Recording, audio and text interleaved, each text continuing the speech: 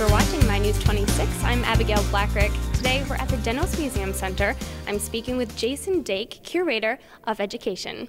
Jason, you have two awesome exhibits here that just opened at the Dennos Museum Center. Tell us about them.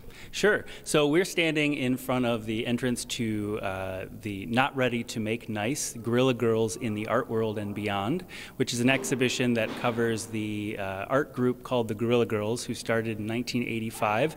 They're a group of anonymous women who are sort of asking questions about why the art world doesn't present more women artists, particularly in large cities, large museums, things like the Metropolitan Museum of Art.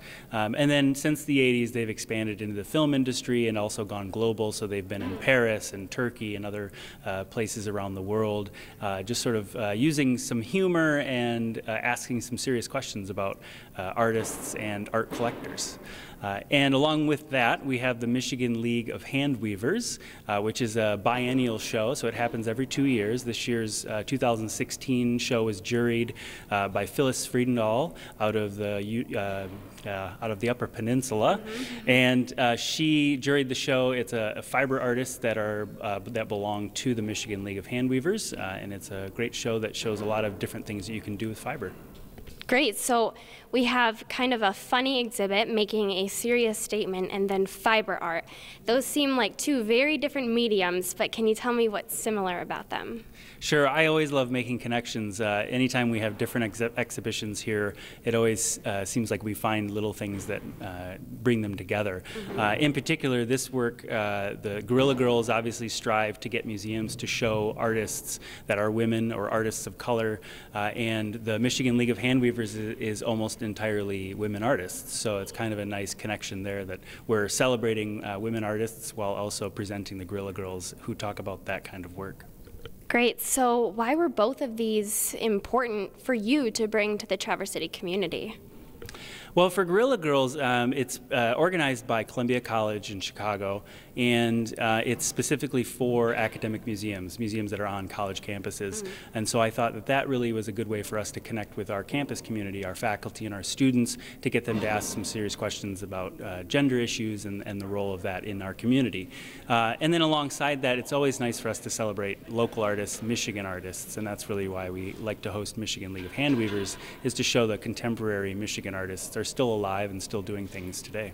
Absolutely, and fiber art is something that's not so commonly heard of, but actually a fiber artist just won in 2015 Art Prize in Grand Rapids, and you guys have that art piece here. Tell us about that. Sure, yeah, it's been really exciting. Since January, we've had the work by Steve and Ann Lovelace out of Frankfurt, who won Art Prize in 2015 with their quilt/photograph. It's a combination of the two, and that's why there's two artists involved. Steve is the photographer and Ann is the quilt maker. So it's been exciting to have it here. We've had a lot of people in, a lot of traffic of people looking for the Art Prize winner. So. Great. So do you think that these exhibits that you have here now, the Guerrilla Girls and the fiber art, will bring even more traffic to the Dennos Museum Center? I hope so. It's always good for a spring day, you know, when it's a little rainy outside. Come check out the museum and see the exciting things that we're doing. And so when is the museum available, and who's it available to, and how can they get more information if they'd like to visit? Sure. For more information, you go to dennosmuseum.org. That's the best place to go. We are open 7 days a week, and it's Monday through Saturday, 10 a.m. to 5 p.m. Thursdays we're open late until 8 p.m., and then Sunday we're open 1 to 5 p.m. The admission cost is $6 for adults, $4 for children 13 and under, but of course we also are free for members and NMC students.